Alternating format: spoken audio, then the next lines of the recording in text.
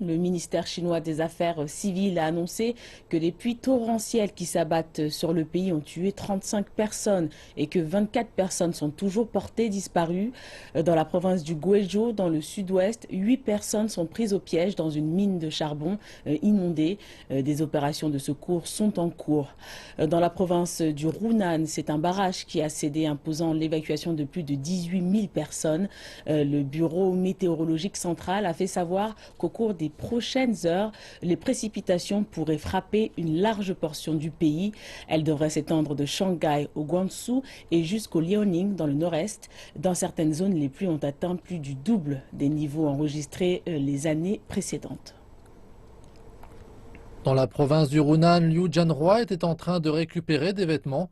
Il s'est précipité chez lui lorsqu'il a entendu parler des inondations. Sa mère, qui dormait au rez-de-chaussée, a été réveillée par la pluie. Elle s'est réfugiée à l'étage supérieur et a pu être sauvée. Les conditions naturelles ont décidé qu'il n'y avait rien à faire. Tout d'abord, attendre le reflux. En second, nous, le gouvernement, nous relongeons les habitants ailleurs. À Chongqing, ville du sud-ouest, l'eau a envahi cette école, prenant au piège un peu moins de 300 étudiants et professeurs. Ils ont par la suite été évacués.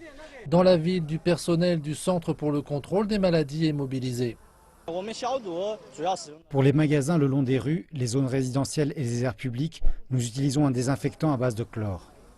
Par ailleurs, dans la même municipalité, un glissement de terrain a bloqué un fleuve, permettant ainsi la formation d'un lac. Celui-ci menace la vie de plus de 1700 personnes. Dépêchée sur les lieux, la police a pu réduire le niveau de l'eau de 20 mètres, le faisant passer à 6. Mais la situation reste dangereuse. Dans la province du Guizhou, dans le sud-ouest, ce qui semble être un lac cache en fait une exploitation agricole. 30 personnes ont été prises au piège. Un kayak normalement utilisé pour la pêche est devenu un canot de sauvetage. Son propriétaire, Jiang Jialin, s'est joint aux équipes de sauvetage. Je suis heureux de pouvoir aider, ça fait du bien. Dans le district de Yanre, dans la province du Guizhou, lorsque les pompiers ont atteint ce village, ont utilisé une grande cuvette pour sauver un bébé âgé de 19 jours.